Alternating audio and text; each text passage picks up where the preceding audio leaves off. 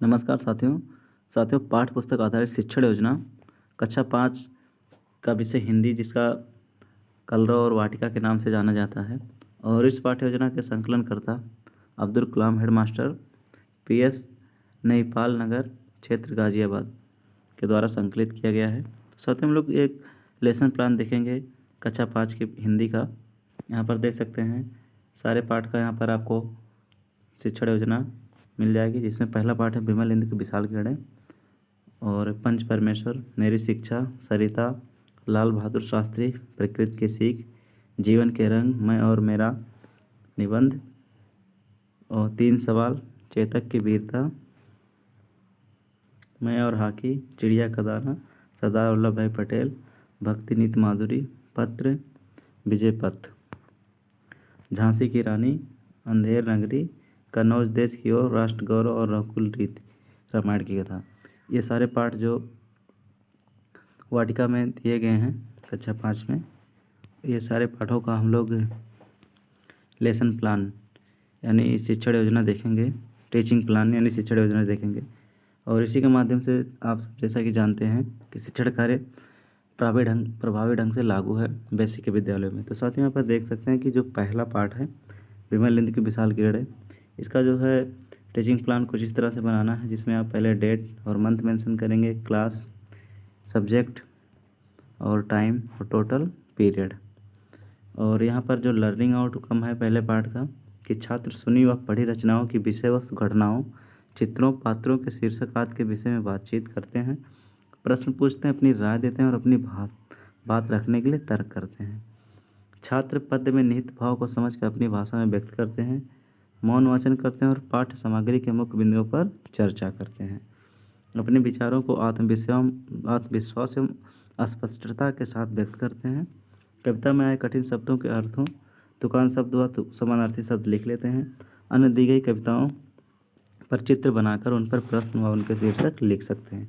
यानी ये जो विमल इंद्र की विशाल किरणें पाठ है, इसके इतने लर्निंग आउटकम निकलेंगे, यानी बच्चों में इतनी लर्निंग आउटकम होनी चाहिए, यानी इतना जानकारी इस पाठ को पढ़ने के बाद हो जानी चाहिए। और इसके लिए जो सिखाने के लिए जो सामग्री चाहिए, मटेरियल चाहिए, उसके लिए क्या क्या चाहिए कि पाठ्य पुस्तक, कार्य पुस्तिका, चार्ट, अभ्यास पुस्तिका, कार्य पुस्तिका, दीक्षा ऐप आदि आपके पास होना आवश्यक है। और सीखने सिखाने की प्रक्रिया गतिविधियों के कुछ चरण हैं। शिक्षा के आरंभ में यानी शिक्षण के आरंभ में सर्वप्रथम शिक्षक कविता का चित्र दिखाकर छात्रों के पूर्व ज्ञान का आकलन करेंगे और उनकी समझ का पता लगाएंगे। और इसके लिए समय दिया गया है 5 मिनट, प्रश्न पूछना, अवलोकन एवं प्रतिक्रिया द्वारा। और दूसरा है कि शिक्षा के दौरान शिक्षक छात्रों के समक्ष कविता का शास्त्र वाचन पूर्ण लयबद्धता और हाव भाव के साथ करता है। शिक्षक छात्रों को कविता का भावार्थ बताता है। बच्चे भी उत्साहपूर्वक गतिविधि और हाव भाव के साथ कविता का गान करते हैं। शिक्षक छात्रों को दीक्षा ऐप तथा यूट्यूब पर कविता संबंधी वीडियो दिखाता है। बच्चे भी रुचिपूर्वक वीडियो देखकर कविता संबंधी अपनी समझ को और गहरा करते हैं। और इसके बाद अवलोकन एवं प्रतिक्रिया द्वारा, इसके लिए 20 मिनट टाइम दिया गया है, जो आकलन का तरीका होगा। और शिक्षण के बाद शिक्षक छात्रों को कविता में आए कठिन शब्दों के अर्थ तथा इमला, तुकान शब्द, समानार्थी शब्द, अभ्यास कार्य तथा उनकी कॉपी में कराता है। इसके लिए 15 मिनट का समय दिया गया है। इसके बाद साथियों लास्ट में होम असाइनमेंट यानी गृह कार्य क्या दिया जाना है, देख लेते हैं हम लोग यहाँ पर कि जो गृह कार्य होगा कि छात्रों को घर से पाठ्य पुस्तक और कार्य पुस्तिका के अभ्यास करने को देंगे। छात्र अगले दिन कविता का घर से अभ्यास कर कक्षा में हाव भाव के साथ सुनाएंगे। कठिन शब्दों का इमला लिखेंगे। छात्र अगले दिन आकर कॉपी चेक कराएंगे, उनका आकलन कर उनकी कमियों को दूर करते हुए इस प्रकार गृह कार्य देते रहेंगे जब तक छात्र पूरी तरह से निपुण ना हो जाए। इस कार्य में लगभग 15 दिन लगेंगे, यानी इस पाठ पर हमको 15 दिन का कार्य करना है, तक कार्य करना है। यहाँ पर टोटल पीरियड लिखा गया देख सकते हैं। और दैनिक पाठ योजना, इसके बाद देख सकते हैं साथियों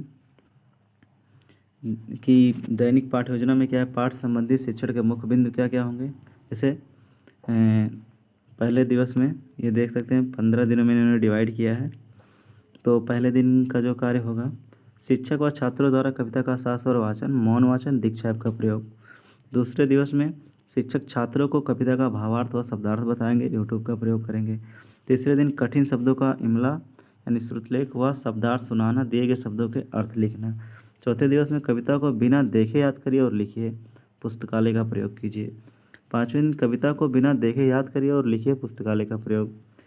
छठे दिन प्रश्नोत्तर, पहले का खा गा घा वाटिका कार्य पुस्तिका पेज नंबर 68 पर कार्य किया जाएगा। और सातवें कार्य दिवस में शिक्षक छात्रों को कविता का भावार्थ समझाकर उनकी कॉपी में लिखवाएंगे। और आठवें दिन प्रश्न 2 पंक्तियों का भाव स्पष्ट कीजिए, वाटिका कार्य पुस्तिका पेज नंबर 69 पर कार्य किया जाना है। और 9वें दिन सोच विचार करिए, बताइए और अपनी कॉपी में लिखिए। और 10वें दिन प्रश्न 4 पर कार्य, तुकांत शब्द समानार्थी शब्द का अभ्यास व कार्य पत्रक। और 5वें दिन प्रश्न 5 पर कार्य किया जाएगा, जिसमें तुम्हारी कलम से वाटिका कार्य पुस्तिका पेज नंबर 70 पर कार्य किया जाएगा। और 12वें दिन छठे प्रश्न पर कार्य किया जाएगा, अब करने की बारी। और 13वें दिवस में अब करने की बारी, कविता का भावपूर्ण ढंग से अभ्यास किया जाएगा।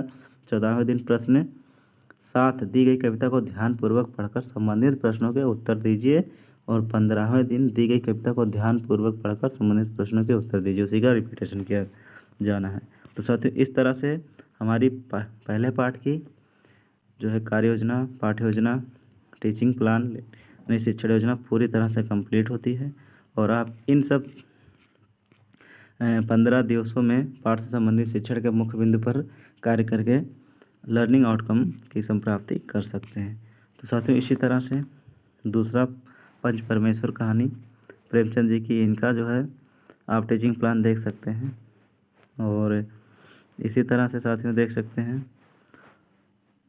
पाठ 3 मेरी शिक्षा का अच्छी तरह से देख सकते हैं। और पाठ 4 सरिता कविता जो इसका देख सकते हैं।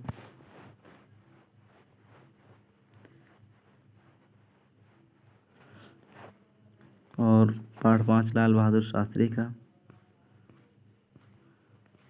इसी तरह से साथियों ये पूरे जितने भी पाठ हैं 21 पाठ तक पूरे जो है पाठ की आप लोग शिक्षण योजना देख सकते हैं।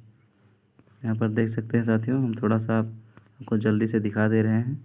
बाकी इसका लिंक डिस्क्रिप्शन बॉक्स में मिल जाएगा, वहाँ से आप इसको डाउनलोड कर सकते हैं और इसको प्रिंट करके आप अपनी शिक्षण योजना में इसको सम्मिलित कर सकते हैं और इससे अपना शिक्षण प्रक्रिया को प्रभावी बना सकते हैं। यहाँ पर देख सकते हैं साथियों, ठीक उसी तरह से सारे पॉइंट हर पाठ के दिए गए हैं।